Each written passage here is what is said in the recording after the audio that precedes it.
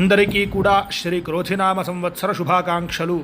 ఉగాది పచ్చడి తీసుకునేటప్పుడు విశేషంగా ఈ శ్లోకాన్ని చెప్పుకుంటాం. శతాయుష్యం వజ్రదేహం దదాత్యర్థం సుఖాని చ సర్వారిష్ట వినాశం చ నింబకందళ భక్షణం. వేపపూతతో కూడిన ఉగాది పచ్చడిని తినడం వల్ల దేహం వజ్ర సదృశమై సర్వారిష్టాలు తొలగిపోతాయనేది ఈ శ్లోక అంతరార్థం. ఇక ఉగాది ప్రాశస్త్యాన్ని గురించి చెప్పే మరి ఒక శ్లోకం కూడా ధర్మసింధు గ్రంథంలో ఉన్నది. అబ్దాదౌ నింబ కుసుమం శర్కరామ్లఘృతైర్యుతం భక్షితం పూర్వయామే స్యా తద్వర్షం సౌఖ్యదాయకం.